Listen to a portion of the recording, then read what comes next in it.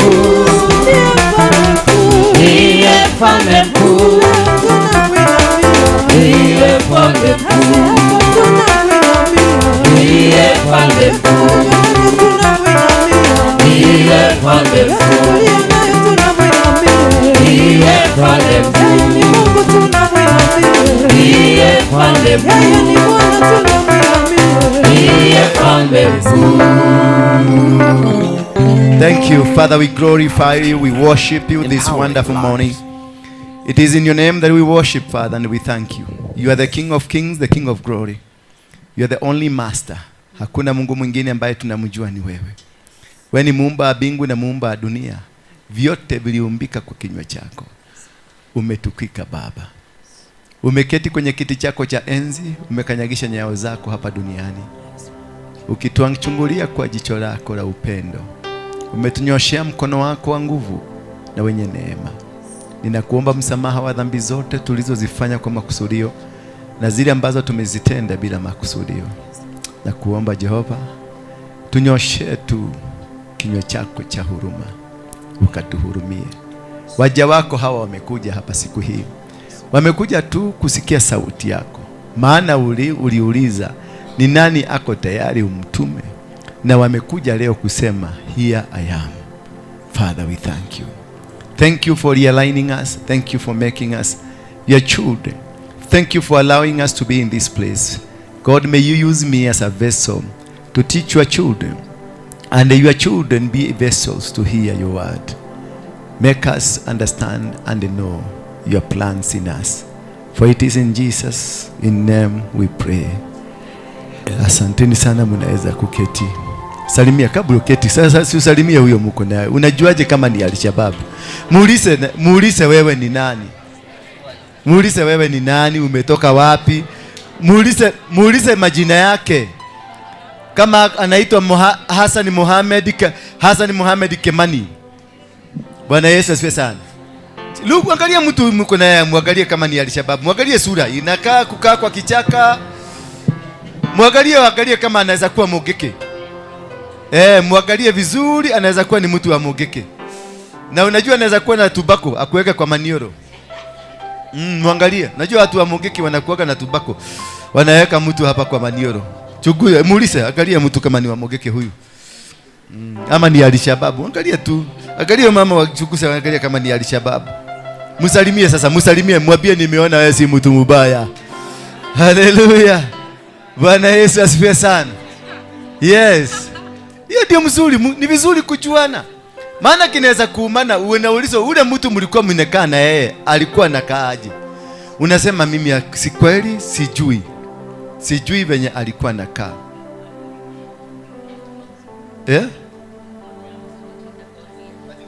Nikikoa mimi ni Mwegeke takwambia. Lakini tunajua watu wa Mogeke wanakaa namna gani.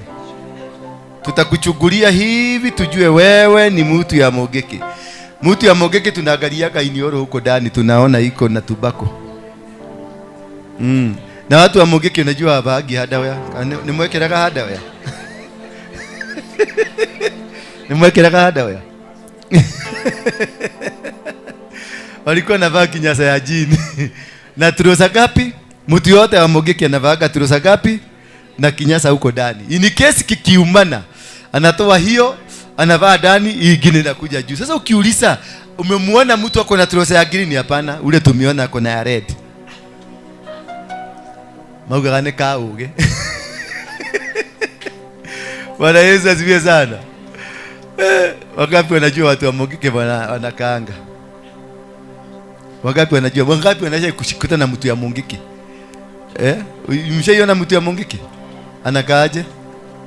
Ati kama mimi. Ndio haya. Ati kama mimi. Very rough. Am I rough? I am rough. Sasa you want to tell me sijaokoka? Ibego bado iko ndani yangu.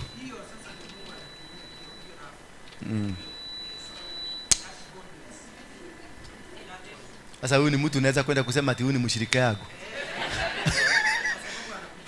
Unachoma picha. Nawapenda sana. Bwana Yesu asifiwe sana. Napenda sana kuwaona. Mzee simama. Kuja hapa. Jane, kalia hiyo kiti. Na Jane siku hizi umeanza kurudi na huko nyuma, sijui ni kwa nini. Kuja. Oka muthe. Muthe tigana mutumio ucio. Nikira kuheherera. Taikarira ha.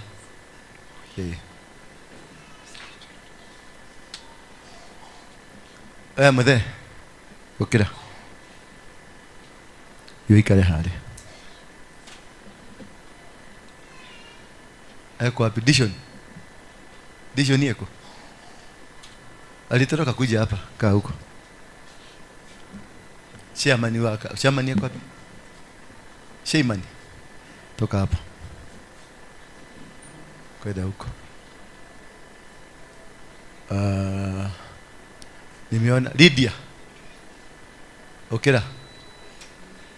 Kata okera, simama. Enda huko.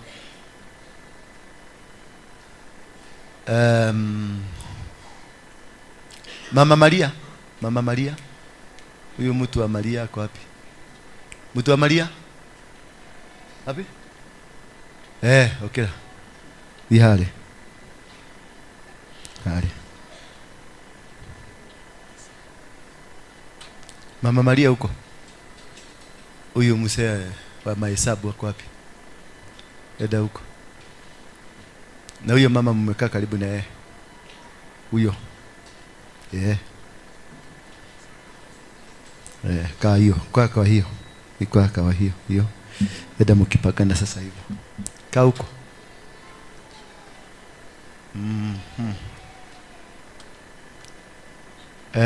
Ule mama na huyo. Nitie huyo mama yeye ameinamisha kichwa. Penina. Okera. Kelia moko. Nikiamsha mtu mna replace, wewe replace hiyo kiti yake haraka haraka. Na kwa my babe. Babe come. Babe come. Yeah. Wewe ni babe. Come. Yes, kwa leo uge babe. Katona babe shiga na goko. Basi ndio babe peke yako. Na wewe. Replace kiti. Ruka pandio. Ukiona mtu ameamuka na ruka mbele yake. Haraka haraka. Mna replace. Mna occupy. Sema ku occupy. Yes. Na wewe. Afade. Occupy. Yes. 1, 2, 3. Thank you. Watu wanakaa nini? Thank you. Ndalekia. Hawa ndio elders wa kanisa, tutaongezea wengine. Penina, kwa nini umekasirika? Penina amekasirika. Uko sawa? Si unaona hiyo ni ationani. We muthuri wa kanitha? Nwaiganira? Ni ukuiganira? No ndugutonyete kirathi kiu. Oka. Oka tu. Wako nona ndugutonyete kirathi kiu oka. Nduiganeire. Thank you. Sasa hiyo ndio elders. Mutajipanga, mutaniambia venye mutajipanga. Na nguvu zote nataka kuachilia kwenu. Mamlaka ya kanisa, uendeshaji wa kanisa, mipango yote mujipage, nitaachilia nyinyi. Naigwa Lydia? Lydia ameshangaa, nitakuwa mzee namna gani? Na mimi ni kijana. Thank you. That is how God manages this church. Sio mimi. Nikikaa pale nimeambiwa fulani na fulani na fulani waeke mahali fulani. Simple. Nikifika hapa nikaambiwa waulize watu wa kanisa watakwambia ni nani. Si nimewauliza? Mimi nimewaambia. Thank you. Jipigieni makofi. Naona Ramadha kalete. Si unaona venye wako poa? Kamera ikaikae hapo. Angalia sura hiyo. Angalia huyu wako na red. Ni mrembo. Thank you. God bless you. Na leo nataka topic yetu, si mnaijua tumekuwa nayo for the whole week, is about here I am. Mwambie mwenzako here. Yes. Use me. Here I am. Use me. Nitumie. Mimi niko hapa. Sasa nitumie. Bwana Yesu asifiwe sana. That is, ni kitu rahisi sana, lakini ni kitu kigumu. It is a very simple thing to say here I am and use me and readiness to be used. Those are three things that are completely different. Kuna watu, yes, you are here, you are available to serve God. Lakini wakati utaachiliwa kuserve God, inashindikana. Maana kuserve God is not a walk in the park. Many people think that coming to this church, unakuja leo, sasa mimi unakuja umeshika microphone sasa hiyo, sasa umekuwa pastor. It is not just a walk in the park. It is a struggle. It is painful. It is a price that you have to pay. It is something that you must conquer. Bwana Yesu asifiwe sana. Remember, when you have been called, here, where are you? Who is ready to be used? Here I am, use me. It means God has spoken to you. God wants to use you. At the same time, the devil doesn't want God to use you. Bwana Yesu asifiwe sana. Ilifika wakati mwingine mpaka Yeremia akamwambia Mungu, mimi nitasema nini na mimi ni kijana tu? Mimi nitafanya nini? Nitasema nini na mimi ni kijana? Kumbe si Yeremia alikuwa anasema mimi ni kijana tu. Ni shetani mwenye hakuwa anataka Yeremia aingie kwenye hatima yake, ndiye aliingia ndani ya Yeremia, akaambia Yeremia, siwaze kuongea useme wewe ni kijana tu. Naye Mungu akakimbia very fast, akamshika mdomo wake, akamwambia kutoka leo usirudi kusema mimi ni kijana, maana kule kokote nitakutuma utaenda. Lolote utakalo nitakwambia utalisema. Kisha akang'oa maneno ya shetani. Haleluya. Akang'oa maneno yote ya shetani kutoka kwa kinywa cha Yeremia. Maneno ya kushindwa, maneno ya kulemewa, maneno ya kudhulumiwa, maneno ya kujiona ni kama haufai, maneno ya kujiona kama hakuna mahali unaweza kwenda, maneno waliokuweka ati hautafaulu, maneno waliosema hakuna mahali unaenda, maneno walisema ati wewe ni bure, maneno walisema wewe ni takataka. Mungu akaingiza mkono akavuruta yote. Kuna watu walisema hakuna mahali unaenda, wakianzia baba yako na mama yako. Juzi niliwaambia mama yako ana uwezo wa kukuvunjia maisha yako. Baba yako ana uwezo wa kuvunjua. Ni wangapi waliitwa takataka hii? Hela takataka eno. Wagekoyo. Mwenye aliambiwa na mama yake, hela nogwe no. Takataka eno. Ng'ombe eno. Wangapi inua mkono juu kama umewahi kuitwa ng'ombe? Wale wamewahi kuitwa ng'ombe. Mimi niliitwa takataka na mama yako. Inua mkono kama umewahi kuitwa ng'ombe. Sasa si unaonaga? Hebu angalie. Hebu inua vizuri, inua vizuri. Inua vizuri. Hebu angalie, na ukiangalia vizuri unaona wana behave kama ng'ombe. Maana maneno haya ni ya mzazi. Mzazi aliyekwambia ondoka, hela ng'ombe no. Takataka hii. Ndiye nako adole hakili. Hiyo maneno ilijiandika. Hiyo ndio maneno inatawala maisha yako sasa. Hiyo ndio maneno ambayo mahali popote ukijaribu kuenda safari inasimama. Maana wewe ni takataka. Unaanza kukaa, unaona watu wamekureject for apparently no reason, because wewe ni nini? Unajaribu kujipaka mpaka unajiweka, unajibondoa, unabondoka. Unajua kuna kujibondoa mpaka unabondoka. Sinaonaga wamama wakiingia bathroom wanakaaga masaa mangapi? Masaa 3. Kwa nini? Ni kujiuda, kujitengeneza. Na ni mzuri. Kujitengeneza ni mzuri. Lakini sasa ubaya ni emergency rainfall kama hili linyesha jana. Unaware, when you are completely unaware there will be rain. Na hukubeba handbag. Unajua sasa when there is no this rain, amubebagi ile wardrobe. Najua mama anakubebaga bagi zingine kama hii sasa. Unaficha nini? Nikienda kushoka shoka na haha. Si unaona kama hii? Uzuri wale wa mama matajiri wanabebanga aje? Nabebaga hivi. Si ndio? Wale wa mama matajiri, wale mtu anaelewa maana ya pesa ni nini. Ama anabeba hivi. Umeona wale wa mama wa PCA wanabebaga hivi. Si ndio? Lakini mama ambaye anafanya kazi Idasiria na anakaa Kibera anabebaga hivi. Ukimkuta akienda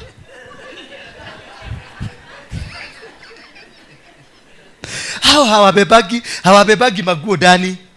Hawa huko Kibera habebagi maguo ndani. Sasa hawa wengine ndio wanabeba. Unakuta kuna nguo gapi? Unawachana na mama alikuwa amevaa nguo hivi, hata huko kulikuwa kwa black, huko kulikuwa kwa red na kila kitu ilikuwa. Lakini akiingia pale akirudi hivi, unamuuliza yule mama ameingia hapa, si amekaa choo sana. Anakuuliza mama mgani? Si nimeona mama mwingine hapa anaitwa Jerry, si ni mimi. Alikuwa na hii ilikuwa ya red, hii ilikuwa ya black. Sasa kule ameingia nguo ile amevaa, amechora kulingana na nguo. Nguo ni papo, hapa kunaenda papo. Mdomo inaenda, papo inaendaga na nini kwa mdomo? Kisha huko alikuwa uliona kamutaro kamoja hapa, kulikuwa na kamutaro kingine. Unajua miaka ikiendaenda kuna tumitaro tunajitengenezaga. Sasa alikuwa na kamutaro kamoja hapa, lakini akiingia hivi akirudi hivi unatafuta mutaro. Hauoni mtaro. Hawezi kuona maana kumejazwa vizuri. Na saa hiyo unakuta hata wakuogea anaogea kwa namna gani?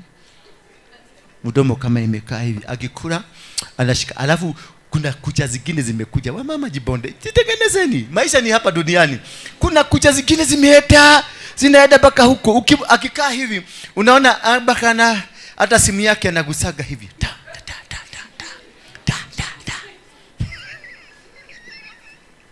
Jipondoe. Huko bikudi hakuna kujipondolewa. Huko hakuna kubodoka. Huko utaenda na ile sura unajulikana nao. Maana huko bikuni tukiita, unajua tutaitwa na vitabu. Utaitwa Mary Jerry, unakuja. Catherine Mwagi, kuja. Sasa Catherine Mwagi akifika huko, ile picha iko huko bikuni, sio hii inapigia hapa. Wanakuambia wewe ndio Catherine Mwagi? Hapana. Wanaangalia kitambulisho ya bikuni, wanaona bikuni Catherine ni mweusi, lakini huyu amekuja hapa ni mweupe. Anamwambia hapana, kaa hapo kwanza tuangalie kompyuta.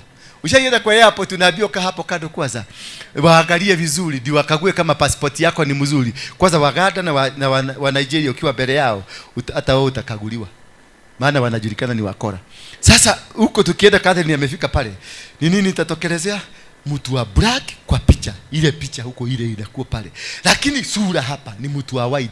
So itabidi waangalie vizuri, awekwe kando. Itabidi hata wengine wanachukuliwa kwa tena figa, waangaliwe kama kidole ni wewe. Sio nataka tukichukuliwa figa. Waangalie. Sasa wakiona hii sura haigiani, wanakuambia hebu ingia bathroom uoge uso ukuje. Sasa imagine ukikuja ukiwa black. Ukikuja ukiwa wanasema ni wewe. Yes, it is you. So God does not deal with something that is not an original thing. God uses original thing to glorify himself. And that is why ukienda mahali popote duniani wanachukua nini? Kidole, because kidole chako ni the original you. Bwana Yesu asifiwe sana. Ambia mwenzako I am original. I'm an original of God. So I'm ready to be used by God. I am an original of God. That is why I'm ready to be used by God. Maana God, unajua baraka zingine zimewapita. Watu kujibodoa. Unajua kuna baraka zingine zimewapita because malaika alitumwa na akapatiwa sura yako na kitambulisho. Sasa akikuja na briefcase, anakuja na kukuta wewe ni kara ingine, anaenda kuangalia hao wengine. By the time, kwa sababu na malaika anakujaga na timing. Amepatiwa 2 hours. Mnajua hivyo? Malaika anakujaga na timing. Ndio unasikia God is a God of season and God of what? Time. So amepatiwa 30 seconds a drop na aende.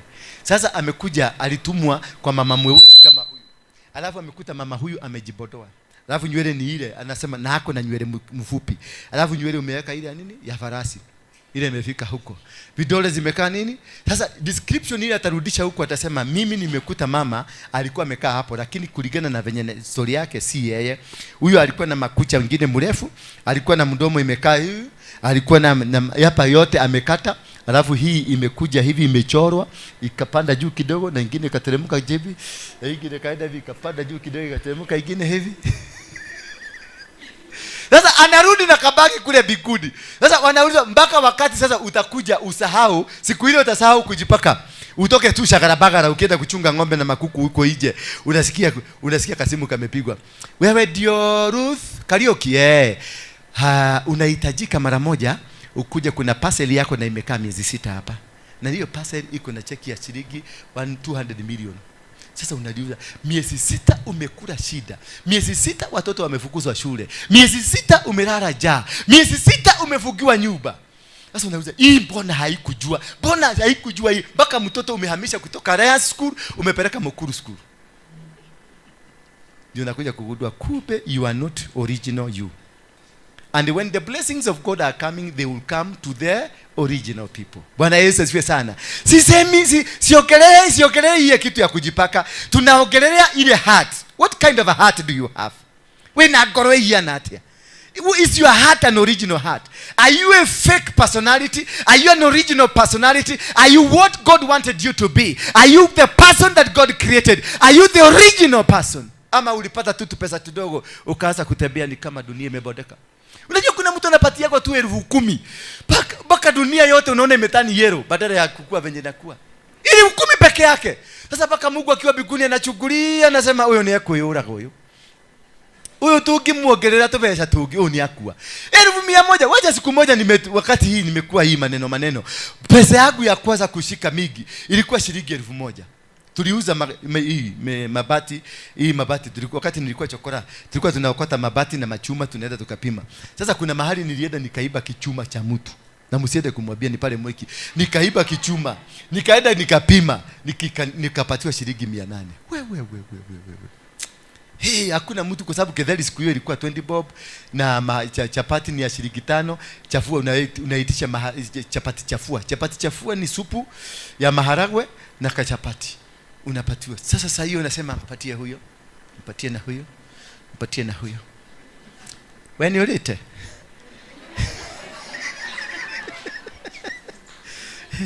Ni 800 ili nisupua. Nilihakikisha hailali na pamoja na mimi. Nilimaliza kabisa hiyo siku na ikaenda kwa sababu sikutaka ilale na mimi. Utake neo mundu tocio ujoke neo giriga na limu. Okogoroka. No kuga niko na pesa. Kai, hizi pesa nani anataka pesa? Bwache saa hiyo siku moja tukapiga watu hapa chini. Hapa Kamukoji. Ni Orego alikuwa anakuja wakiwa na nani? Walikuwa na Nyang'inyong'o na wengine. Sasa tukapatiwa pesa. Siku hiyo Rigathi Gachagua. Hii maneno hii, wacha nini? Ukiona maneno unafanya saa hii, jifanye ukijua kesho inaweza fanyika kwako. Rigathi Gachagua ndiye alikuwa special branch hapa. Wakiwa na ule governor wa Embu alikuwa anaitwa nani? Wabora. Ndio walikuwa special, ndio walikuwa na finya watu hapa. Sasa hao ndio walikuwa natupiga na GSU na nini. Sasa tukaitwa na Orego tuende tupigane. Tulipatiwa shilingi milioni ngapi? Ya kupiga serikali. Wacha nikwambie. Tulinyorosa serikali mpaka ikatembea ikatoroka. For the first time. Mtakumbuka wakati for the first time GSU walitoroka? Mnakumbuka? Ni mimi niliyokuwa kiongozi. Tulipiga mpaka GSU ikatoroka bio.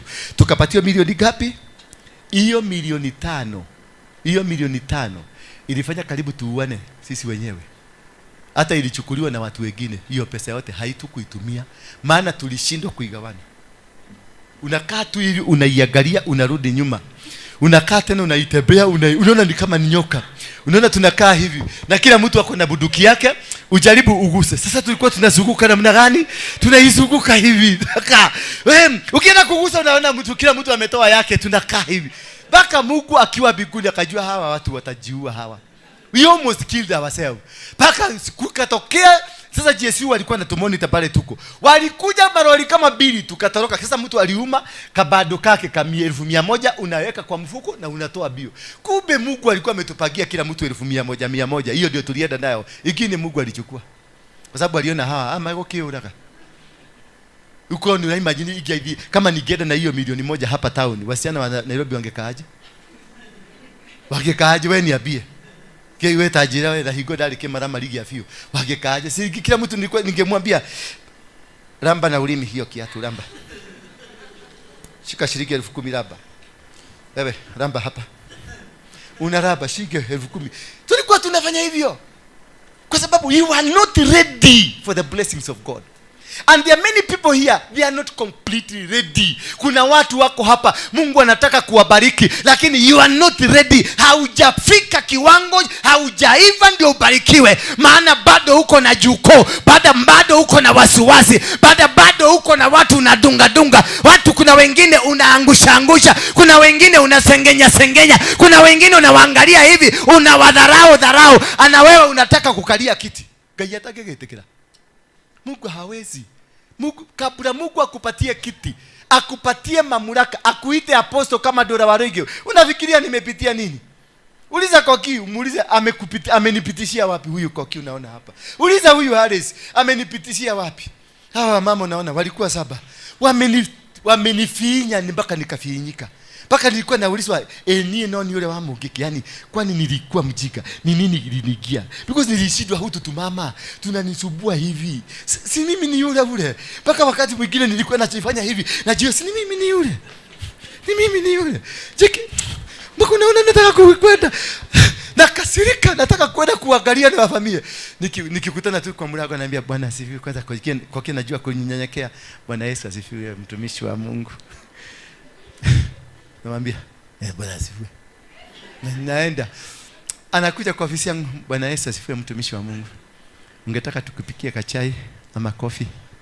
Sasa hiyo ulikuwa unasikia kupasuka, hutaki kumuona, lakini kale karango je amekuzungumzia naye, unanyenyekea kidogo, maana hujawahi kuzungumziwa language kama hiyo. Unanyenyekea kidogo ndio uone kama kuna kitu kingine ama labda wamebadilika sasa ni wazuri.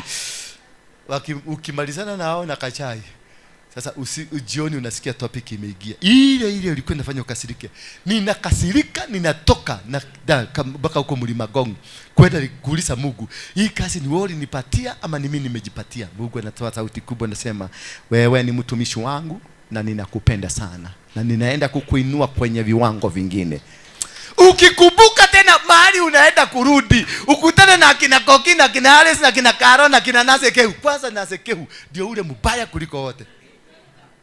Yule mama mnaona pale, hebu simama akuangalie vizuri. Dangerous woman, that woman, dangerous. Kama kuna mtu amenifanyia kazi ni huyu mama. Tunaongea vizuri, tunaongea tukiwa wazuri. The next 10 minutes utasikia historia. Baka siku moja niliwacha kwa kanisa wakiwa na kimutu kilikuwa kinaitwa Dirago. Nikatoka nimekasirika. Sasa nilikuwa nataka kwenda kuambia Mungu. Baka nikafika kwa mlima, nikamwambia Mungu, sitaki ujiga yako. Nataka uniambie niachane na hii kazi yako. Nikaomba. Sasa nilimwambia sitaki ujiga yako. Alafu tena nikafika mahali nikaanza kuomba. Sasa baada ya kumaliza kuomba nikajiuliza na nilikuwa naomba nani? Na nilimwambia sitaki ujiga yake. Kutoka tu kuomba hivi nilikutana na mama Mkolino amevaa hizi magodi. Unapenda wale wa mama wa Kolino? Wa mama wa Kolino inua mkono juu. Wale wa kuvaa maguo hii mrefu. Wako wapi? Kamudhire ko. Wale wanavaga. Simama juu mami shosho. Shosho simama juu akuone. Wale wa kuvaa maguo mrefu kama unaona hiyo kimolekio hiyo. Guka. Yes, anakaa kama Al-Shabaab. Simama Guka. Simama kidogo Guka. Simama.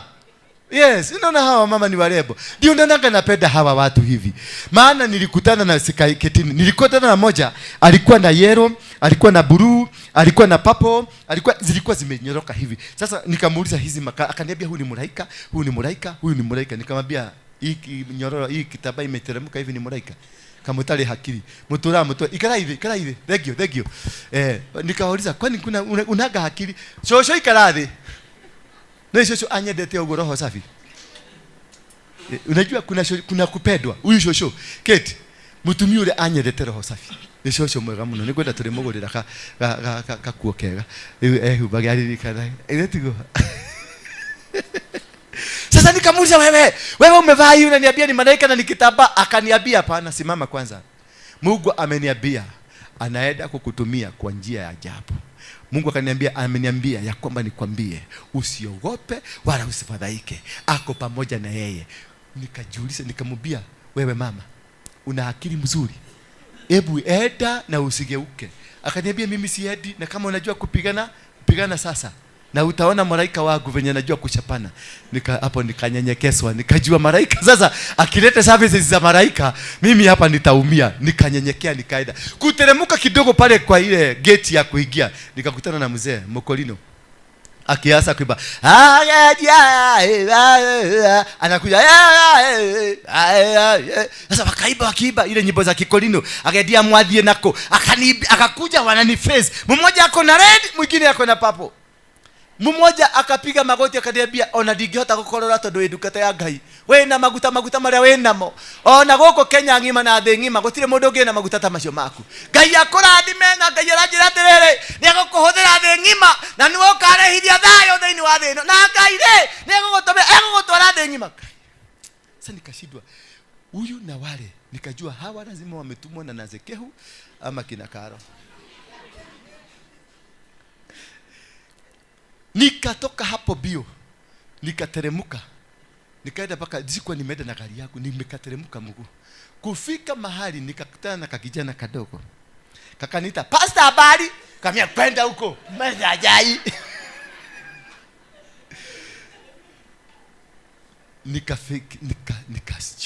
Sasa hapo ndio nikajiuliza maswali. Nikaenda paka pale kwa geti ya polisi ya Ngong. Nikakaa hapo kwa Kamawe. Kumbe nao polisi walikuwa na security alert, kuna alisababu anaweza kuvamia Ngong. Sasa mahali nilienda kukaa ni kwa gate kwa Kamawe. Niliona nimesaraudiwa na flying squad. Wote wamejishikaje? Nikaambiwa lala chini na ushike kichwa chako.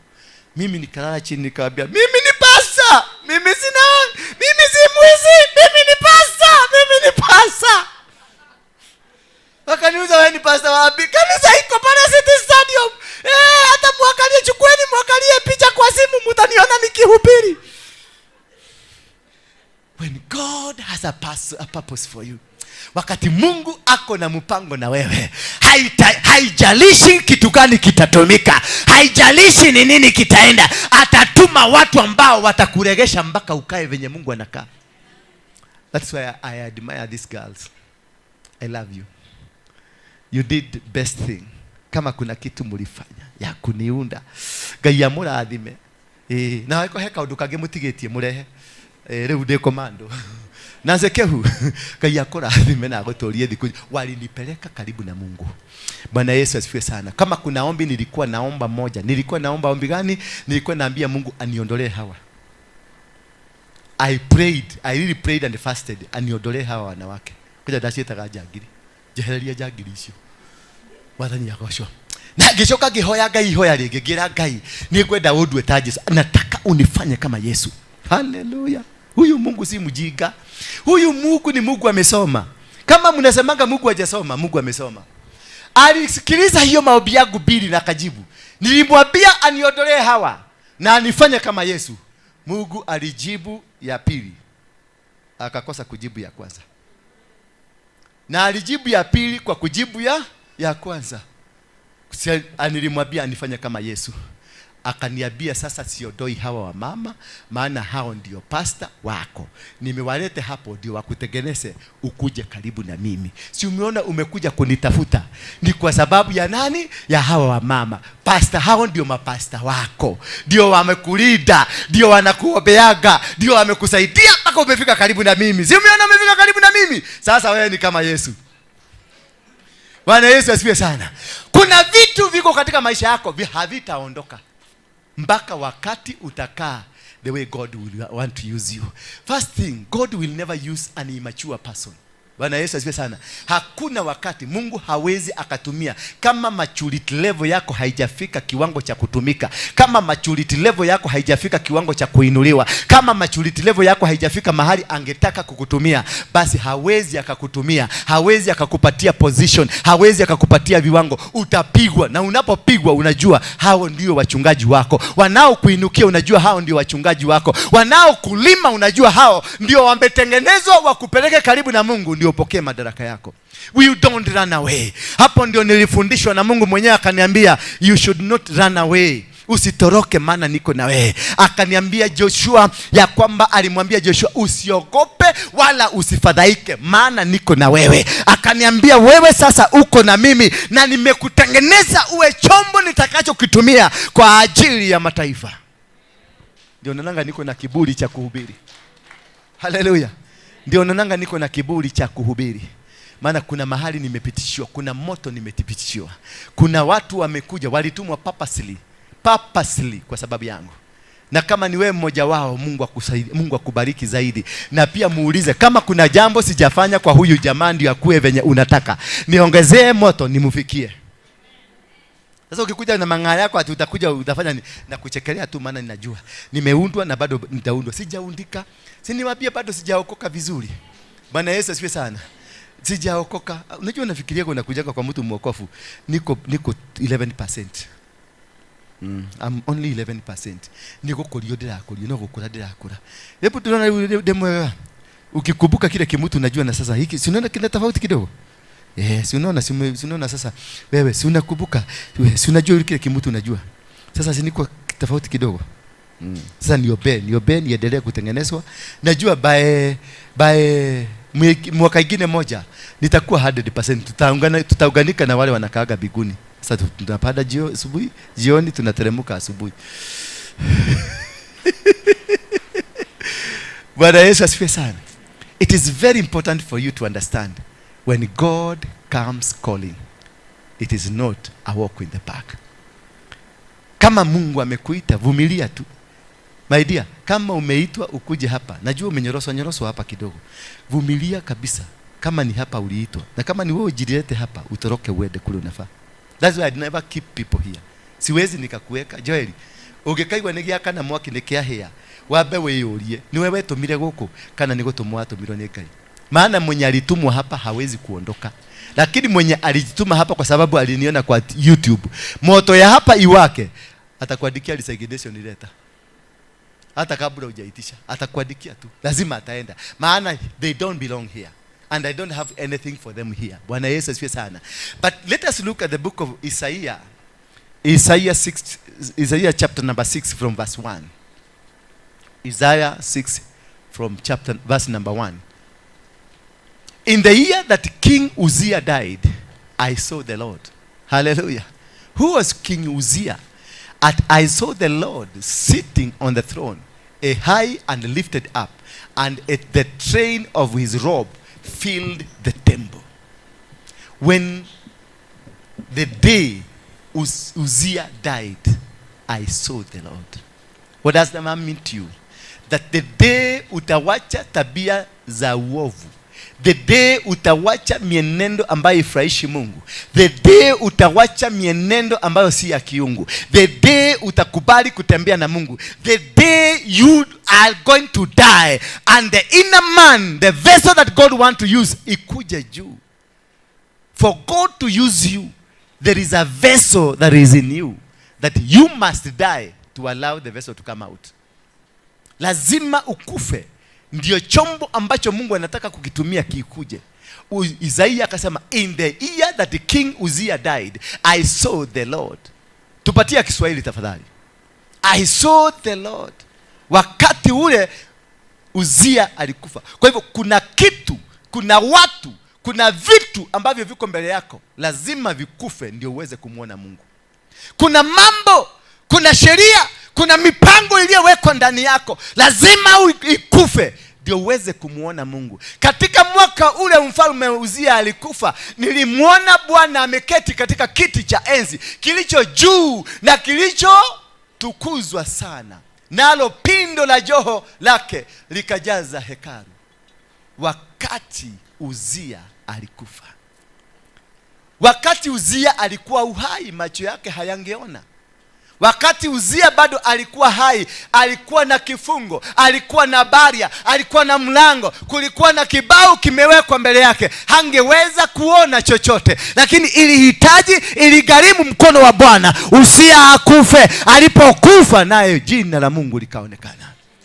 Kuna mambo lazima yatakufa kwako, na haya mambo yanapokufa, yanakufa na yanaleta kishindo, yanaleta kiashirio kilicho na ugumu, yanaleta mipango iliyo na ugumu, yanaleta matatizo mengi kwako, mpaka unaona ni kama ulifanya makosa, unaona ni kama utenda mambo ambayo sio mazuri, ni kama maamuzi uliyoyafanya hayakufaa, maana ni kama hayapelekani. Uliokoka, lakini unaona ni kama kwamba uliokoka na wokovu huu umekuletea tatizo. Katika wokovu huu umeachwa na mume wako, katika wokovu huu umeachwa na mke wako, katika wokovu huu watu wote wamekutenga, katika wokovu huu watu wote wamekulani, wamekutoroka. Maana kumbe they were not part of the salvation. They were not part of the process that you are. They were not part of their success story. Wale watu wote ambao they are not part of the success story that you are, wote wanaondolewa. Na kuondolewa kwao hawaondolewi kwa mapenzi, hawaondolewi kwa urahisi vile. Wanaondolewa kama ni kwamba watasababisha uchungu ndani ya maisha yako, watasababisha vitu ambavyo utaviona ni kama ulifanya makosa. Utafanya, mimi wakati nilianzisha ministry na nikaanza kuregret, maana it was like not, I didn't want it that way. I didn't want that way. Maana Harrison Ng'ang'a aliendelea kunisukuma nifungue huduma, na mimi sikuwa nataka kufungua huduma. Nilikuwa nataka tu nikae freelance. Ninakuja kanisa hii na hubiri, ninaenda kanisa ile nyingine na hubiri, na mhubiri akitaka kufungua kanisa na mjengea. That is what. Hii baba yangu hapa, huyu anaitwa James Maina Ng'ang'a.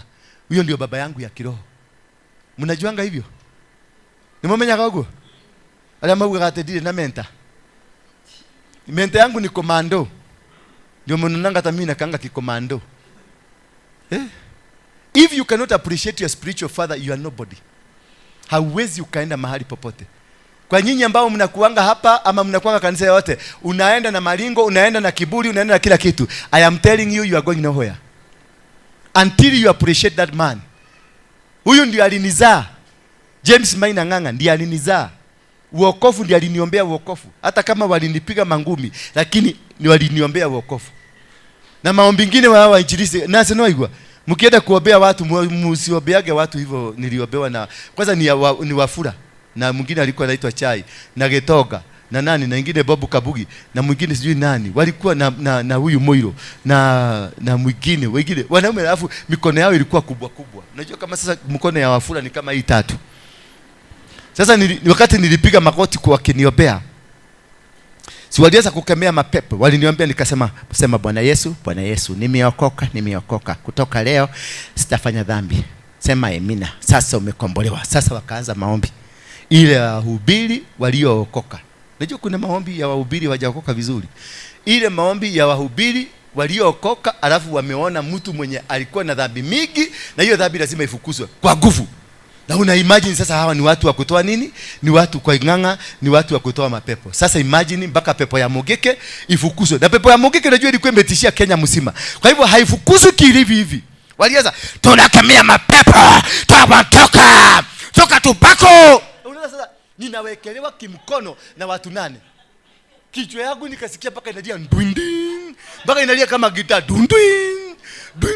Sasa mpaka ilibidi nianguke. Maana nilikaa hivi, nilikuwa nimelala hivi, nilikuwa nimepiga makoti. Venye ilizidi ilibidi nifanya nini? Nikalala chini. Ndio wakaona pepo imefanya nini? Imeenda. Jo, kila mtu alikuwa anataka kunigoga. Ndio imagine sasa hiyo mtu wa Mogeke umekamatiwa na Mungu, umeletwa hapa. Na ni mtu ulikuwa naona unahara peke yako. Na ameletwa hapa. Wafula aliniweka vibao.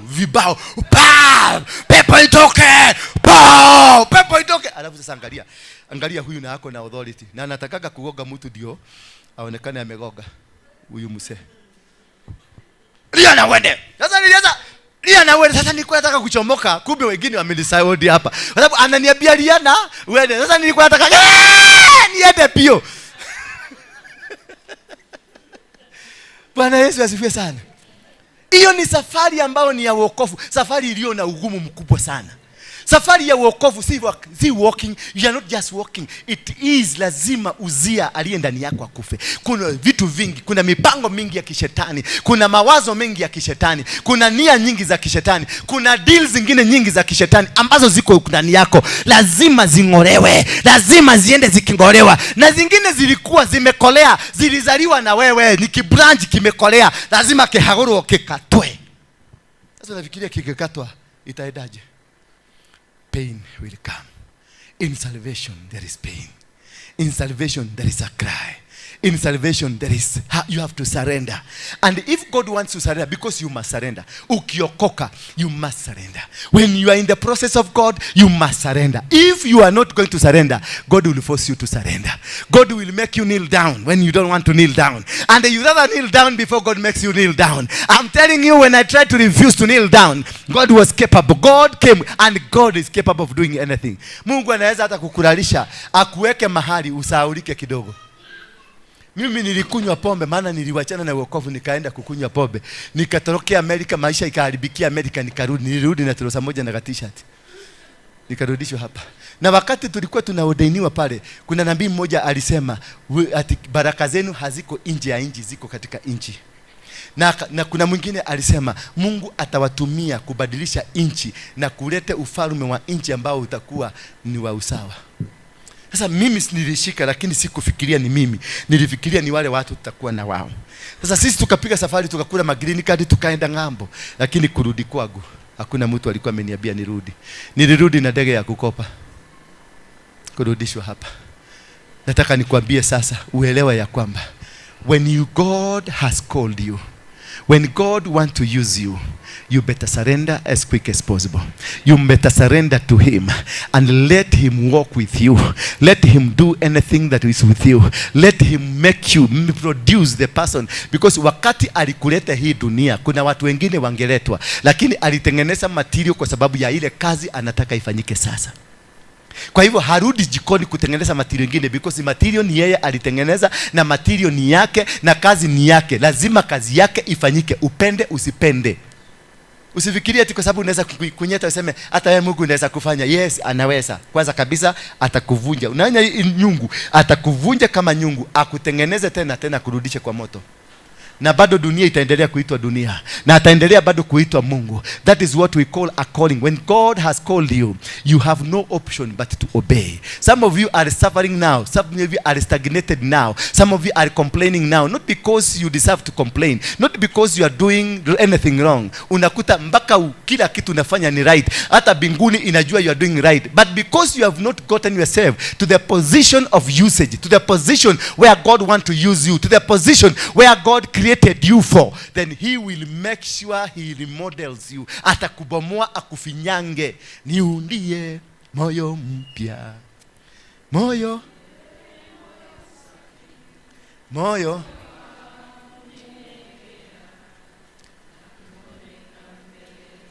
ati akundie moyo safi, moyo wa kubondeka, moyo safi mbele ya Mungu.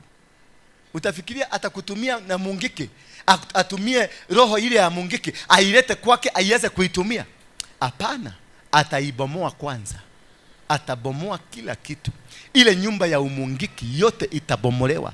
Ile nyumba ya usinzi yote itabomolewa. Ile nyumba ya uchawi lazima yote ibomolewe. Ile nyumba ya kiburi lazima ibomolewe. Ile nyumba ya kutosikia lazima ibomolewe. Kisha ikibomolewa itawekwa chini. Itabomolewa iwekwe chini. Kisha alete nyundo. Aya, sema nyundo. Alete nyundo ile keboi. Ipiga hiyo nyungu mpaka ilainike ikuwe mchanga.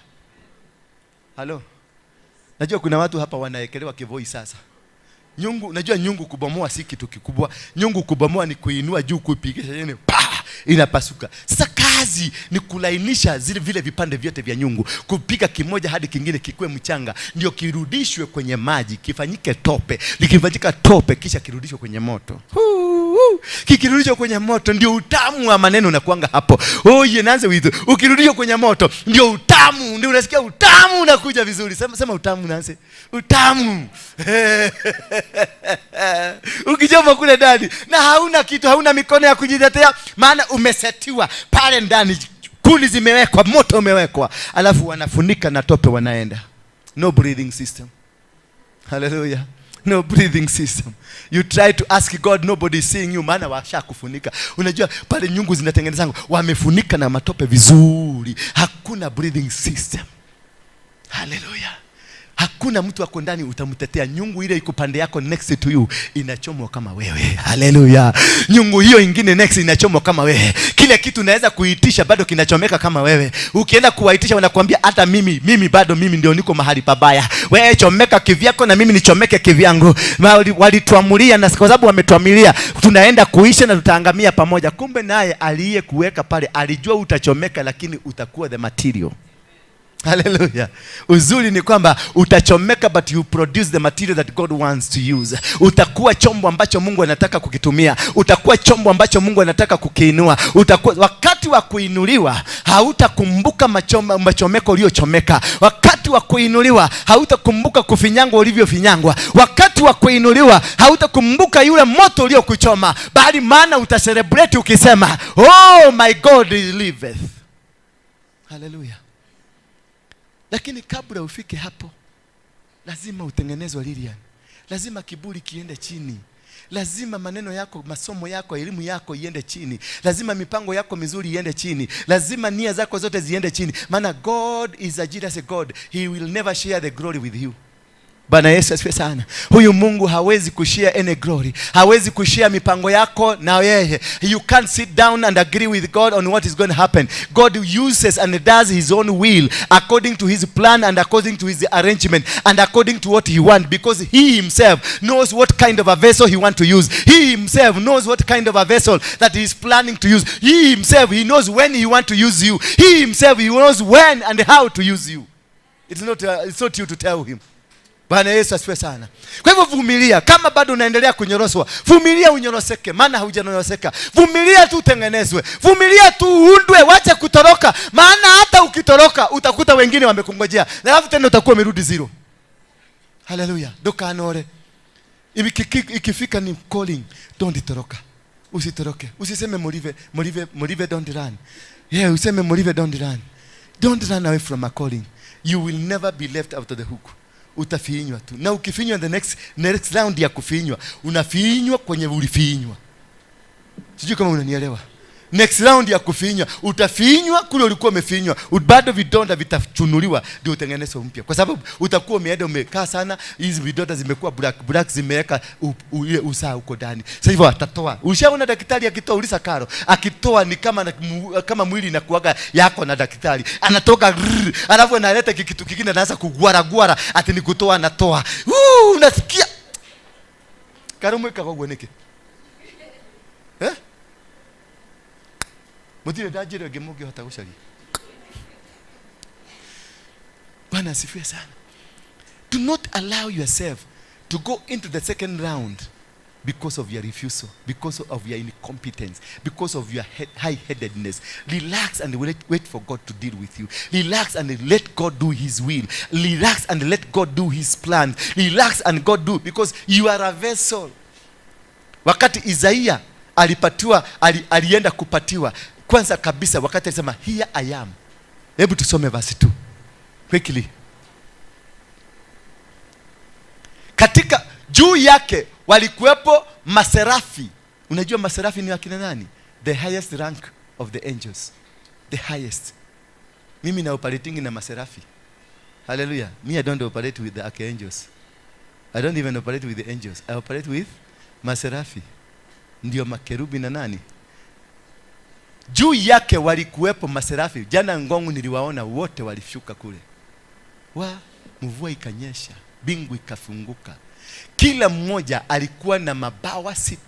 Kwa mabawa mawili walifunika nyuso zao. Kwa mengine mawili walifunika miguu yao. Na kwa mawili walikuwa wakiruka. This is description. Maserafi wanakaanga namna gani? Siku moja mtakuja tuandamane tuende gongo. Yule mtu wako courageous. Nilipeleka Shiaredi siku moja karibu aharibu maneno. Wako wapi Shiaredi? Shiaredi? Huko. Huko. Nilionyesha Shiaredi siku moja malaika. Shiaredi alitetemeka karibu ajiharibie maneno. Sasa kule kunatakaka mtu anaelewa nini. Asante sana Shiaredi. Na kuja huko Shiaredi. Nitie huyo mama. Ni wewe naita. Muamushe tu, mbebe bagi. Huyu ni shiaredi. Mwikarakate mutitabura kama maguta. Utubia washe ni share. Yes, ukamukuira bagi no kamurehe haha. Kamwira andu arika riake maikaraga mwena uyu. Eni haha niho hathuri akanitha. Rero ri muthuri. Yes, we muthuri wa kanitha. Nona raronda gukorora uru. Tondu aroria kana Maria ni ahitukia.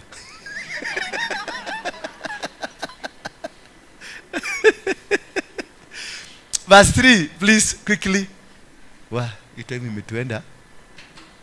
Nao walikuwa wakiitana kila mmoja na mwenzake, mtakatifu, mtakatifu, mtakatifu. Na Bwana mwenye nguvu zote, dunia yote imejaa utukufu. Wow. Hallelujah. This only happened wakati Uzia alikufa. These things were not happening before Uzia akiwa. They were not happening. When you are in that former life, many things will not happen to your life. When you are still that ordinary man, many things will not happen to you. The revelation of God, the revealing of God will not come back to you. Will not be seen because you are still carrying the leftovers. Verse 4, please, quickly. Kwa sauti zao miimo ya milango na vizingiti vilitikisika, nalo hekalu likajaa moshi. Yani, the glory of God. When Uzia dies, mwambie mwenzako, wakati Uzia atakufa. Hebu muangalie kwa macho, muangalie, na ukiona kuangalia mjue huyo ni mkatili. Mwambie, wakati Uzia atakufa, makerubi na maserubi watakuja kwako. Na watakuja wakisema, jina la Mungu litukuke. Watakuja wakisema, God is glorious. That is the time you start now receiving the authority of God and the power of God. Bwana Yesu asifiwe sana. Mpaka moshi, si moshi, ni cloud. Itu likaamuka. Itu, yani the cloud, itu likashuka. Halo. Jana lilishuka. Niliwatumia likishuka. I just said, nilicommand mvua kuja. Mimi nilikuwa nafikiria itakuja next week. Lakini before we came, nikateremka tu kidogo. Nikasikia sauti ikisema, rudi kwa mlima. Ninataka kukubariki ukiwa kwenye mlima. Nikarudi, nimetoka huko saa 7:30 exactly usiku. Nilinyeshewa na hiyo mvua yote. Niaona mvua, Mungu akaniambia, angalia mvua inavyosambaa. Ilitoka mlima wa Ngong ikienda Kericho, ikienda Umasaini, ikienda Nairobi, ikienda kila mahali, yani center. Bwana Yesu asifiwe sana. That is how God is marvelous. That is how God is powerful. Because it was the day of alignment. Hallelujah. Zote zile nyota zote 7 zili align pamoja. Jupiter, Mars, Mercury zote zilijipanga sawiwa. It was a transition. Na tumehama kwenye ufalme wa zamani, tuko kwenye ufalme wa sasa, ufalme mpya, ufalme ambao tunaenda kutawala, tunaenda kuongoza, tunaenda kumiliki, tunaenda kukamata, tunaenda kushika, tunaenda kushinda bila kuogopa ama kuwaona kama wao ni nani. Because God is a glorious God. Hallelujah. Bwana Yesu asifiwe sana. Tuendelee quickly. Ndipo nikalia, ole wangu, nimeangamia kwa kuwa mimi ni mtu mwenye midomo michafu. Ayaya. Kumbe nyinyi mnakuanga kwenye midomo michafu. Ndio kwa maana mmeangamia. Ndio kwa maana mnateseka. Ndio kwa maana mnakuwa katika majanga mazito. That is the reason you are suffering. That's the reason you have the challenges that you have. That is the reason you have been in charge but no promotion. That's the reason you have been in business but no promotion. That's the reason you have been in offices but no promotion. There is nothing that is of promotion associated with you. There is nothing that is of the God's glory that is associated with you. Because you have been stagnated. Why? Kwa sababu ya midomo michafu. Hallelujah. Kwa sababu ya midomo iliyo michafu, midomo iliyo ya masengenyo, midomo iliyo ya kudunisha, midomo iliyo ya kuonea, midomo iliyojawa na malengo ya kishetani. Bwana Yesu asifiwe sana. Hiyo ndio sababu ile imefanya haujafanikiwa. That is why you are still stagnated. You have tried. You've been in church for many years and nothing has happened to you. That is why you're in business in many years and nothing is happening to you. That is why you're in business in a society in so many years and nothing is happening to you. You are still struggling and the new people are coming and overtaking you. Watu wengine wamekuja na wamefanikiwa tu juzi juzi. Mtu mwingine amekuja ameweka biashara juzi juzi, naona sasa anaendesha kigari chake kizuri na wewe umetembea mpaka miguu yako imekaa kama imebondeka. Najua kuna watu wametembea mbuku mpaka miguu imeenda hivi kwa sababu huko kumechomeka sana, ikabidi ageuze na ndani kama tairi ya gari. Ndipo nikalia ole wangu, nimeangamia kwa kuwa mimi ni mtu mwenye midomo michafu, nami ninaishi katikati ya watu wenye midomo michafu. Sio tu kuwa na mdomo mchafu, bali watu mnaoishi pamoja na wao. That is why I normally call you. Anakuambia ya kwamba nikiona haufai katika maisha yangu, nitakwambia niondoke, maana I cannot be able to walk with you because you might lead me to my stagnation. Some of you here are suffering because they were led to stagnation. Kwa wengine hapa wanateseka maana wameingizwa kwenye stagnation na watu ambao walikuja kwenye maisha yao na wakaharibu maisha yao. They were not right people for you. They were not that company for you. Walikuja tu purposely to make sure you are stagnated. Look at your neighbor, muulize wewe, what kind of a person are you? Wewe ni mtu aina gani? Angalia neighbor yako, baba acha kuniangalia. Uliza huyo jamaa, wewe ni what kind of a person are you? Muulize umeua watu wangapi? Muulize umeua maono ngapi ya watu? Muulize kwa sauti nisikie. Muulize umeua maono ngapi ya watu? Na ndivyo najipendekezaga hapa. Mwambie na ndivyo najipendekezaga hapa.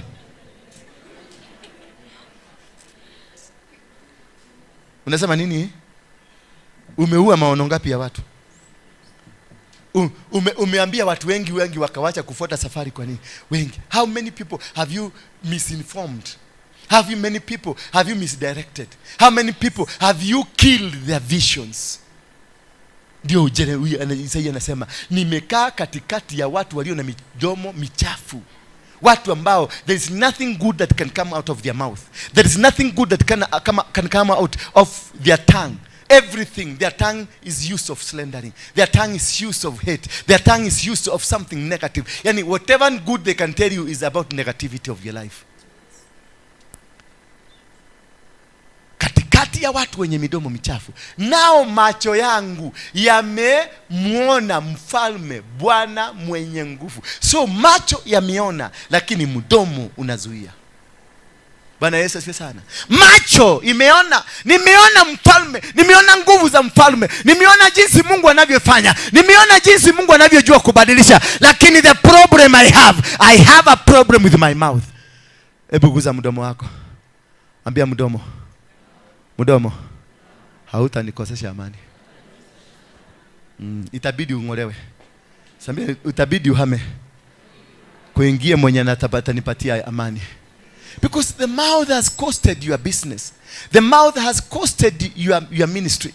The mouth has destroyed your family. The mouth has destroyed your marriage. The mouth has destroyed your ministry. Mdomo wako umekuharibia. Mdomo wako umekuwa ukiongea maneno ambayo sio mazuri. You have misconstrued the purpose and the reason why God created you because of that small mouth you have. Verse 6 please. Ndipo mmoja wa wale maserafi, sema maserafi. Ndipo mmoja wa wale maserafi akaruka akanijia akiwa na kaa moto. Shiko hito. Huyo serafi akakuja akanijia akiwa na kaa moto. Ikarati si kukalia. Si kukalia. Najua mnataka kuinterpret akiwa anakaa moto. Chako, sema chako. Fire, sema fire. Yes. Na hapa naomba Mungu aweke makaa wengine hapo wako hapa. Wekwa makaa in the name of Jesus. Yes. Ndipo mmoja wa wale maserafi akaruka kunijia akiwa na kaa la moto lindalo waka mkononi mwake. Yani kaa linawaka mkononi, kaa linachoma. Haliko yani itiko. Najua wewe ati walitoa wapi mafuta ya kuhakisha? Hapana, lilikuja kama linawaka.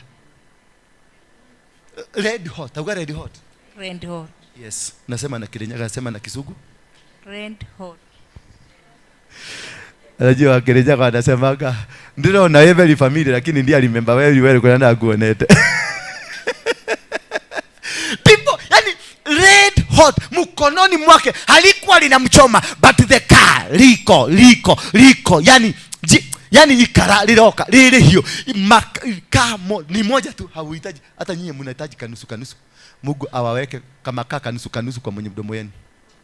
Wale watu wa kusegenya, wale watu wa kuongea mingi na moto igie kwa mdomo wenu in the mighty name of Jesus Christ, ambalo alikuwa amelichukua kwa koleo kutoka madhabahuni. Yani nikaa ambalo halikutoka just anywhere. Hallelujah. Nikaa ambalo halikutoka just anywhere, lilitoka kwenye madhabahuni. It is not just haikutoka kwa meli, ilitoka kwenye madhabahu yenyewe. Sasa imagine karari kiuma haha tarudare keralia kali kitoka hapa kwenye madhabahu. Unafikiria ni kala mchezo? Verse 7. Unasikia ni kala mchezo? Lilitoka kwenye madhabahu. Kala madhabahu. Na nitakuja kuwafundisha Sunday, nitawafundisha kala madhabahu. Ndio muelewe ni nini hiyo. Maana mnasomanga tu kitabu na mjue muragi, ni kufundisha kala madhabahu. Kutoka siku hiyo hamutacheza na mchungaji aina yote ule. Unamuona, utakuwa ukimuona na hara ukitoroka. Bwana Yesu asifiwe sana. Hautarudi kucheza na madhabahu. Wale mnaletanga hilisi na uchawi na ugaga, ati unakuja unaachilia kadito hapa kwa sababu ndio control. I'm telling you my friend, wale wanataka kuniombea aikamata na mshika na katoria remeshetetoria, is my husband kotori masekete. Siku hiyo ndio utawacha kusema is my husband. I'm nobody's person. My mother and my father walinishika toka. Okay. Na okera. Tanyita. Goko ko ni koliko. Acha ti ogo nawe nikiwe. Nyita haha. Nyita na goko goko. Na nyita goko goko. Sasa bora ina goko ni. Uko nilipelekwa pole. Nikakutana na Harrison Nganga. Alikuwa wewe unaenda wapi? Nikasimama hapa. Nikapokezwa kwa mtumishi wa Mungu hapa, akanipokea. Kutoka hiyo wazazi wakaambiwa sasa rudini. Simurudi. Na kutoka siku hiyo nilibaki wapi? Nilibaki hapa. Kwa hivyo I am operating from where? The altar.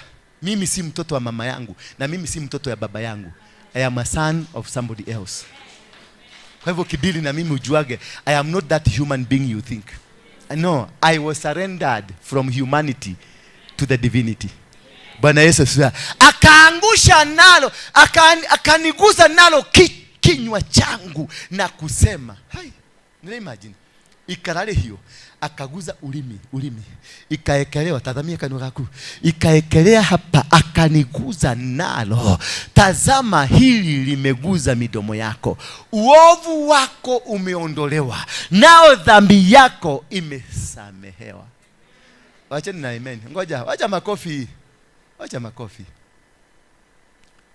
Ninyi hata muelewe ni nini nasema. Ni mwanyitane kidogo. Keti jijo. Umeelewa nini nimesema? Aligusa mdomo na moto. Na nini? Ulimi wako. Kama unakunywanga kachai kana kuchoma unapiga duru. Yeah? Aligusa na makaa moto, red hot, akaekelea kwenye ulimi, kisha akamwambia uovu wako umetoka na dhambi zako zimeondolewa. So why will you wait for God to do such a thing to you when you could have surrendered? Because unataka kuniambia ulimi ilipona siku hiyo hiyo? Ulimi imeekelewa kama ya chai, unaopokaga, unatokaga huko manyama yote kwa mdomo. Hii ya makaa umeekelewa mamii. Itakaa siku ngapi ikitoka polepole? Na kwa sababu Mungu anakufundisha jinsi ya kukaa na mipango yake, utapona polepole. Sasa niambie, utakuwa ukikula?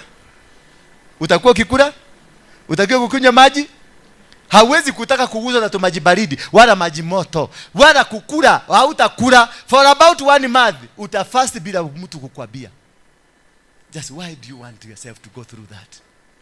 Why just can't you stop what you are doing? Why can't you just stop and make yourself a vessel to be used by God? Why can't you surrender to God and allow God to use you in the way that he wants to use you, not in this manner? This is a very dangerous, a very bad manner. Wengine wetu tumevunjwa kama Jakobo alivunjwa kiuno ndio akakuja kutambua walikuwa na malaika. Why wait until uvunjwe? Why mbona usitemu mdomo wako? Just temu mdomo wako. Ondoka kwa hawa watu waovu, ondoka kwenye vinywa viovu, ondoka kwenye watu walio na mipango ya kishetani. Ondoka kwao, kuwa na msingi wako, kuwa na njia zako, kuwa na mipango dhubuti ambayo ni ya kiungu na utembee jinsi Mungu anavyotaka. Just abandon that bad behavior. Abandon that bad character. Abandon that kind of ways that you are in. And allow God to walk you. Allow God to be with you. Allow God to prosper you. Allow God to make ways for you. He says, I will make a way where there is no way. In the middle of the desert, I'll cause water to be there. When ata kama utakuwa katika bonde la kifo, bado nitakuwa na wewe. Allow that God that walks with you even if you are in danger of death. Allow that God that walks with you even if nothing is working. Allow that God to be with you even if nothing seems to be there. This God will make you successful, will make you win battles, will make you conquer. You don't need to force yourself to conquer. You need only to allow God to conquer it for you. You don't need to make decisions for yourself. You need only God to do these decisions for yourself. He will make it. He's a faithful God. He's a loving God. He's a caring God. He's a God that is so powerful. Bwana Yesu asifiwe sana. And number 8, verse number 8. Kisha nikasikia sauti ya Bwana baada ya kuchomwa. Why? Mbona ukubali ufike mpaka ukachomwe? Why do you allow this to happen to you? Mpaka uchomwe ndio ukutane na huyu Mungu. Ati kisha nikasikia sauti ya Bwana ikisema, nitatuma nani? Kiherehere ya Isaia ilikuwa imeisha. Halo, kiherehere yote alikuwa wa kwanza kusema, ndio huyu mimi, Bwana nitumie. Mbona ukubali ufike hapo mpaka kiherehere inatulizwa? Why can't you just walk where God is and let God tell him, here I am and I'm clean. Search me and see I'm clean. Wengine hapa you are suffering because of bad mouthing. Wengine you are suffering because of bad behavior, bad thinking. Desires to stumble on others. Desires to stop others' successes. Desires to obstruct people. Desires to do wrong things. You are not called to come and do what you are doing here, but you are doing the wrong thing in the wrong place. You are not called to look for a husband here, yet some of you are here because of a husband. You are not called to come and look for anything apart from God. God sent you here to come and serve in his kingdom, to help his kingdom grow, to help the man of God also be successful in what God has put in him. And instead you came and saw a man. That is why you'll never sustain anything. You'll never succeed in anything. First of all, seek ye the kingdom and its righteousness, and all any other thing will be added unto you. God will bless you. God will anoint you because you are a prepared vessel in the will of God, in the plan of God. Just allow yourself to be a vessel that God will not need to take a makaa akuja kuchome. Mungu anakupenda. That is why he has sustained you. That is why he has retained you. That is why he decides and said, you are not going anywhere, but I'm going to make you serve me whether you like it or not. You are not going anywhere. I'm going to make you rise up for the occasion. God is blessing people who are going to be millionaires. Bwana Yesu asifiwe sana. God is going to make people who are going to be millionaires so that they can be able to serve the kingdom. God is going to raise warriors who are going to stand and say as it is. God is going to raise leaders that will preach his gospel. God is going to raise people that will stand in the righteousness of God. And you will conquer, because we need only to walk singing. He told Jehoshaphat, you don't need to prepare an army, prepare the praise and worship team. You don't need to go and fight. Just go and sit down and see the salvation I'm about to bring. He told Moses, sit down and make sure you sit down, and you sit completely, and you will see how much powerful I am. I'm going to conquer all the enemies that are before you. I'm going to destroy all the vessels that are before you. I'm going to bring them down that have been looking down on you. I'm going to destroy every altar, every conversation they have, every plan they have. I'm going to bring it down for your sake. So don't worry. Just prepare yourself. He told Jehoshaphat, just prepare yourself. Just prepare yourself. Just wewe jipange tu. Jipange tu. I'm making you a king.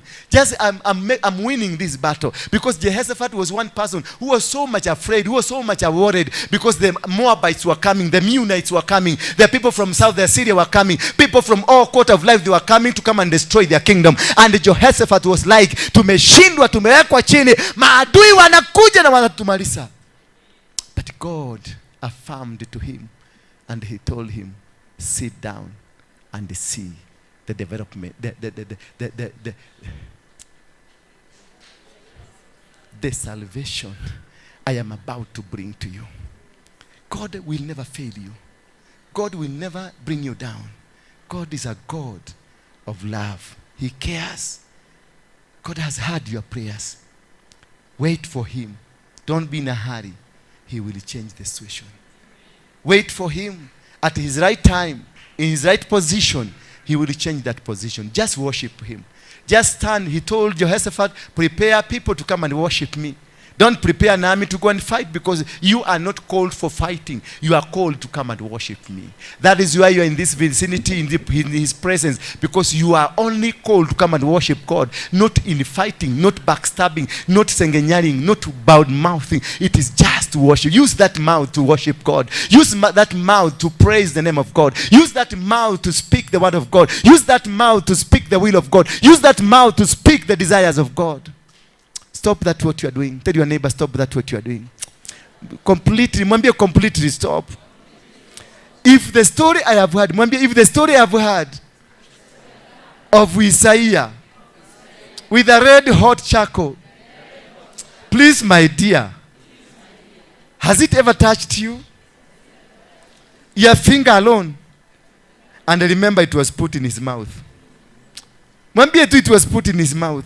Iliwekwa kwa mdomo yake. Muulize, uliwahi muongea na lugha yako tu. Uliwahi utione ikara hiyo. Umewahi kuguswa na makaa moto kidole yako. Sasa hebu mwambie sasa jifanye wewe ni Isaya. Nyamazeni. Sasa mwambie jifanye wewe Isaya. Mwambie jifanye wewe Isaya. Sasa fungua mdomo yako. Wekwa makaa ndani ya mdomo. Baka ilibidi kabla Mungu aulize who is there to be sent. Alisema hata Mungu hakumaliza. I am there. Na alikuwa haoga.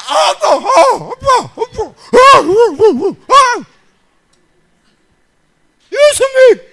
Kwa sababu alielewa, alikutana na Mungu. Usikubali kukutana na Mungu na njia hiyo. My dear, usikubali kukutana na Mungu namna hiyo. Maana utakuwa ukisema nani hapa ushailalizwa na mwizi, kulalizwa chini. Umeshaitokelezewa na mwizi kwa nyumba. Yeah? Unaelezeaga mwizi hata pesa hajakuitisha. Hata mahali kuna pesa ama kitu kimefichwa, unamwambia kitu kingine hata hakuwa anakuuliza. Yaani unamuelezea vizuri. Anakuwekelea kwa kitu hapa na kuuliza, si mnatamanga nitoi ama niachilie ujue si toi. Unasema waacha mtoto yangu. Nakwambia mimi si mtoto yako. Just imagine. Just imagine. Mdomo yako, hebu fungua mdomo yako. Wekelea tu makaa hapo. Kama chai moto inakulilishanga. Chai moto. Imagine makaa. Ikarare hiyo. Huyu jamaa alikuwa na shout. Mdomo iwezi kushikana. Ulimi hataki itembee. Na ulimi kupona inachukuaga muda. Bwana Yesu asifiwe sana. Sasa unataka kufika hiyo kiwango, maana kuna watu ndimi zao zimechomeka sasa. Ndio kwa maana you are struggling in the ministry. Kuna watu ndimi zao zimechomeka, that is why you are struggling in your family. Kuna watu ambao ndimi zao zimechomeka, that's why you are struggling in whatever you are doing. And mark you, it is God who amechoma, si shetani. Kwa hivyo, where are you running to? Utaenda kuambia Mungu, nakemea shetani ya moto, nakemea aliyenichoma. Mungu anakuambia ni mimi, si shetani. So your marriage will just go down as you are watching. Your business will go down as you are watching, because you have nobody to run to. Your ministry will go down as you are watching. Your life will go down as you are watching, because you got nobody to run to. Because whoever did that, he did that. He's the owner of you. Hallelujah. Is the owner of you. That is why you will do nothing. Wacha kukubali. Hata mtu anaitwa, hata mtu alisema afadhali goko kwa Ngai, jikale mwena wa Ngai gukira mwena wa kwa ngoma. Just allow God to use you. Allow God in a very peaceful way, in a very conducive way, in a very entertaining manner. Allow him to use you.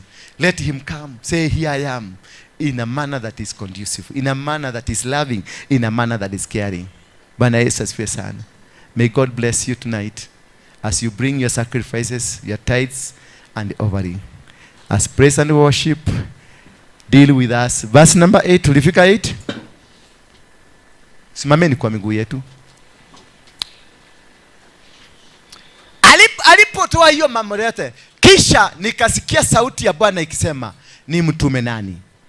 Ni nani atakaye kwenda kwa ajili yetu?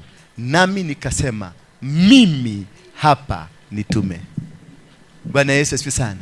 Mwambie mtu, mimi hapa nitume. Mwambie Mungu, niko hapa tayari kutumwa. Mwambie, fungua tu kinywa chako, mwambie Mungu. Fungua kinywa chako tu, fungua kinywa chako. Hikula kanwa gaku ere gaide haho mothe nikwenda gutumwo niwe. Niko tayari. I need to be used by you. I want you to send me now. I'm ready. I've gone through it. I've gone through persecution. I've gone through challenges. God, I want you to use me. Use me for your glory. Use me for your love. Use me sasa. Nitumie tu. Use me. Use me.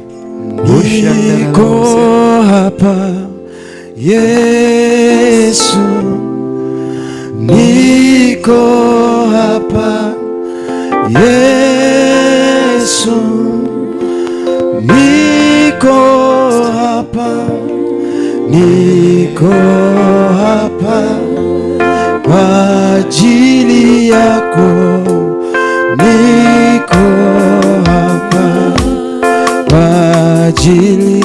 Imba Yesu, Yesu, niko hapa Yesu, niko hapa Yesu, niko hapa, niko hapa kwa ajili yako, niko hapa kwa ajili yako. Imba Yesu, Yesu, niko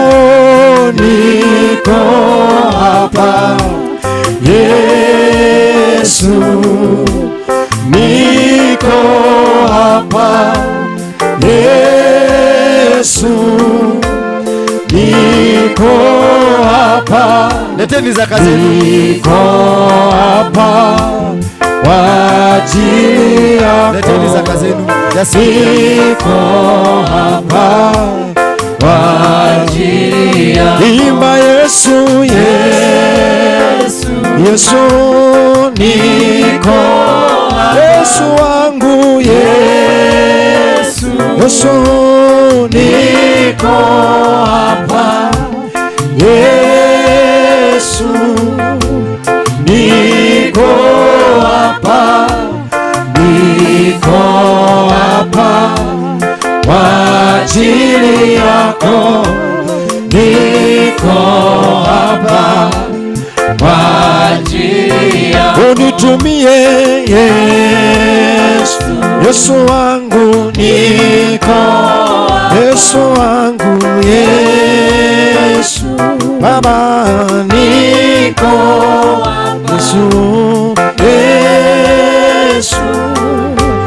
niko hapa, niko hapa kwa ajili yako, niko hapa kwa ajili yako. Niko hapa Yesu, Yesu, niko Yesu wangu, Yesu, unitumie Baba,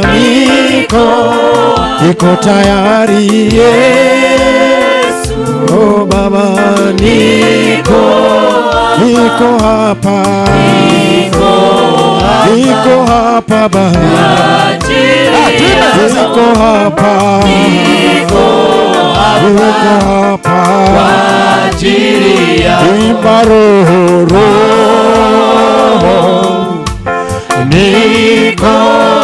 Imba Roho, Roho, niko imba Roho,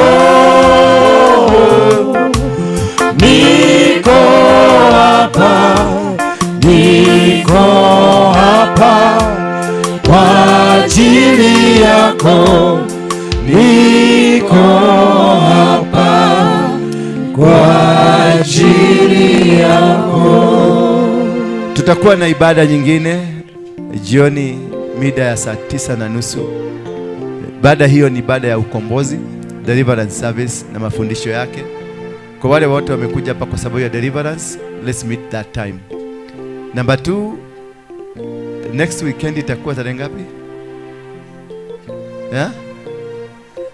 Tulikuwa tumeipangia crusade, lakini kutokana na mambo ambayo yanaendelea na the county government, mmeona mahawkers wote wamefurushwa.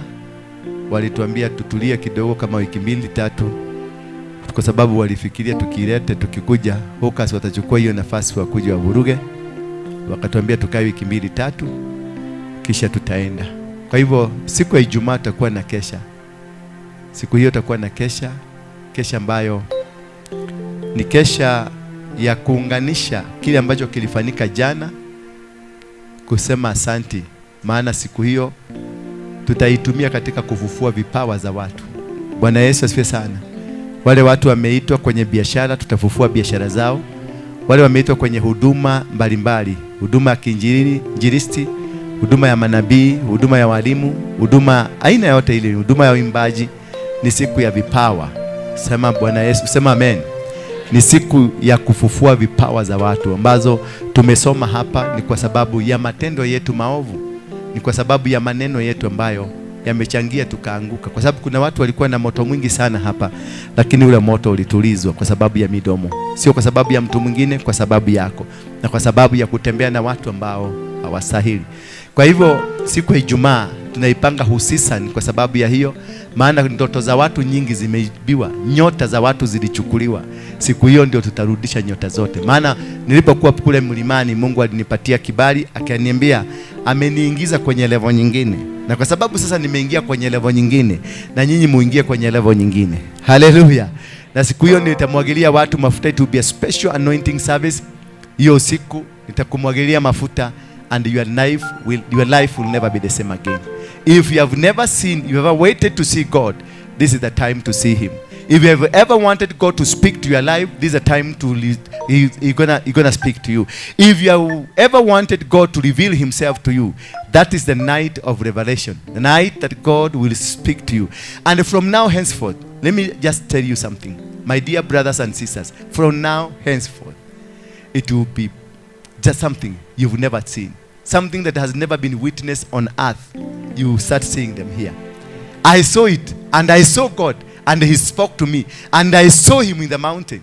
I was there. Bwana Yesu asifiwe sana. And the alignment came.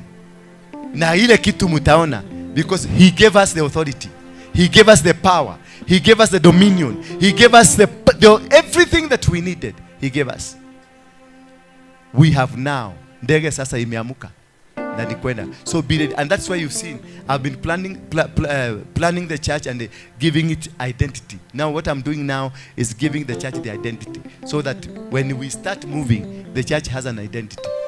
Hawa tunawaita madikones na madikon, mutapelekwa class. Kutoka next week you get into a class. Kuna mukifeli utatolewa urudi class ingine. Wakati nitaordainiwa, tutaordainiwa pamoja na nyinyi. Na wazee wakati nitaordainiwa na nyinyi. Na other leaders I'm going to be choosing, na pia we will be ordained together for the purpose, because this is not a mean business. This is not just a small thing. Bwana Yesu asifiwe sana. Sijui kama nanga hamujai nielewa vizuri.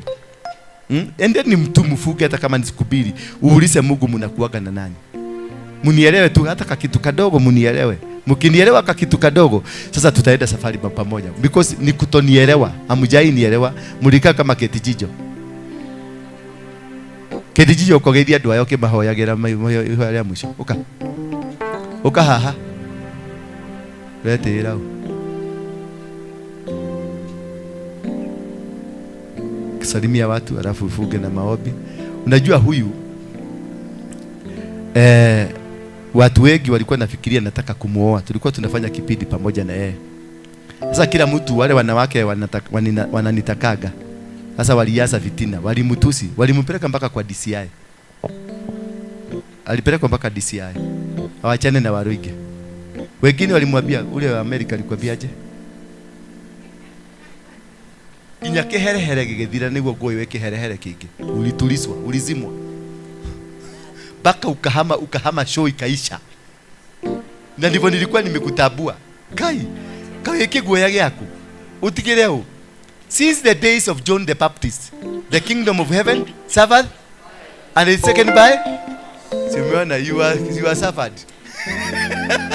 You are suffered. Ukaotolewa sasa umeona. You are still single. Unahangaika yule nao sharia. Oneo kindu na thani uguo coke orekereri. Ndimanyiri mundu toyo utigete uguo. Riu naenda kuwiru. Nimechukuliwa. Nenda thire. Nenda thire. Sharia. Tudambie kamumu haha. Tugo sharia mwe tudambie. Thank you so much, man of God. We appreciate you and we love you for the mantle that God has bestowed upon your life. We honor you. And we know some of us tunajua mahali Mungu anakupeleka na tunaheshimu mafuta yako, na wengine wetu sio waoga, ni kuheshimu kipawa ambacho Mungu ameweka ndani yako. Bwana Yesu asifiwe. Praise the Lord. Hallelujah.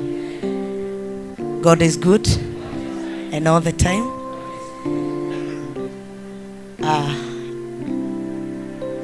I'm so humbled again to be in the presence of the Lord.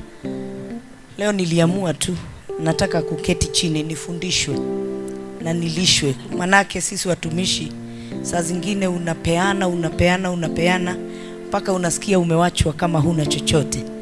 Na wakati mwingine unatamani tu ukae chini ulishwe. Asante mtumishi wa Mungu kwa sababu ya kunilisha siku ya leo. Amen. Naitwa Kate Jijo, wale ambao hawanijui, na sio kana kwamba tumewachana. Kwa sababu kuna kitu Mungu aliniambia na it was confirmed by around 3 people. Kuna kitu Mungu anakuja kufanya wakati ambao sio mbali sana. Kuna jambo Mungu ambao anakuja kulifanya na analifanya kwa kishindo kupitia kwako. Jitayarishe na upeane moyo wako kwa Yesu, na ili akikuja kulifanya. Watu watatu. Na tukifika kwa kazi ya Mungu hatuchezangi. So wakati Mungu ananena tunafungua masikio yetu. Tulikuwa kwa maombi ya kufungua mwaka na kuna jambo Mungu alidhibitisha na kasema itatendeka na itatendeka kupitia kwako. Hivyo wale wetu tunakuheshimu, tunajua kuna kitu ambacho Mungu ameweka ndani yako. Bwana Yesu asifiwe. Na tukae makini sana. This is not the year ile tulikuwa tunaambiwa tupokee. Hii sio ile mwaka ya kupokea. Hii ni mwaka ya kutubu. Hii ni mwaka ya kuhukumiwa. Kama hukai jinsi Mungu anataka ukae, utahukumiwa. Hii si mwaka ya mchezo. Bwana Yesu asifiwe. Na mna mafuta hapa ya kutosha. Mna mtumishi wa Mungu anaweza kunena baraka. Na ni kweli Mungu amelimpeleka kwa kiwango kingine. Hata yeye mwenyewe hakuwa anajua. May you receive the grace and the anointing of the level that God has taken you in the name of Jesus. May the Lord bless you and do you good. Na kila mtu ambaye yako hapa, neema ya Mungu ikawatoshe na mkafanyiwe jinsi mpendavyo, kwa sababu Mungu anawapenda. Wacheni tuombe. Mungu Baba, katika jina la Yesu Kristo tunakushukuru jioni ya leo. Kwa hakika hakuna Mungu tunaweza kulinganisha na wewe mbinguni na chini ya nchi na hata hapa ardhini. Wewe ni Mungu mkuu, Mungu mtakatifu, Mungu wa rehema. Twakupenda kwa sababu ulitupenda mwanzo. Asanti kwa sababu ya kaa la moto ambalo unaenda kuliweka ndani yetu. Na ili Jehova tukaeneze injili yako kwa kweli na kukutegemea. Father, we thank you this afternoon because of your children. Asante kwa sababu ya kuwateua wakuje kwenye hiki kikao siku ya leo na wakasikie neno lako, mwana wa Mungu. Asubuhi ulitulisha ukatuambia ya kwamba hata pasipo kujua kuna watu wanaendanga na kutupangia njama. Lakini neno moja linalotufurahisha mwana wa Mungu ni kwa sababu unatumana tupate njia ya kupotelea. We give you all the glory and we give you all the power, dear Father. Thank you because of your servant, King of all glory. Mahali ulimtoa na mahali unampeleka. Bwana anaweza kuwa na udhaifu wake maana yeye ni mwanadamu. Anaweza kuwa na upungufu maana yeye ni mwanadamu. Lakini Jehova tunakushukuru kwa sababu kwenye udhaifu wake Bwana umemtumia kwa njia kuu. Twasema ni asante kwa ukombozi wako. Asante kwa sababu ya siku hii ya leo. Wale ambao wamekuja kama mioyo yao imeanguka sana, tuomba ukawainue kwa utukufu na sifa kwa jina lako. Wale ambao wamegandamizwa na shetani, vipawa zao zikakanyangiwa chini, Bwana kawainue kwa utukufu na sifa kwa jina lako. Dear Father, you said that this is year of distinction. Unaenda kuweka distinction katikati ya wale ambao wanakupenda na wale Bwana ambao utahukumu. Twaomba Bwana ukatuweke kwenye mabawa yako, mahali hatutapata kuhukumiwa kwa sababu unatupenda. Tunapopungukana Bwana, tuomba ulinzi wako. Asante kwa sababu ya sadaka ambayo imetolewa na watu wako. Bariki kazi za mikono yao, bariki mawazo yao, wabariki familia zao, wabariki wanapoondoka na kurudi. Wacha neema yako ikakue juu yao. Asante kwa sababu ya nguvu zako, asante kwa sababu unatupenda.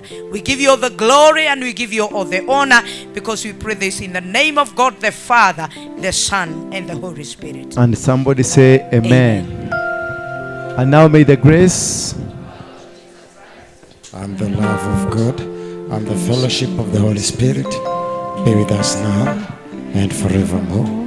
Amen. Once more, and now may the grace of the Lord Jesus Christ and the love of God and the fellowship of the Holy Spirit be with us now and forevermore. Amen. Once more, and now may the grace of our Lord Jesus Christ and the love of God and the fellowship of the Holy Spirit surely the goodness and mercy shall follow us all the days of our lives, and we shall dwell in the house of the Lord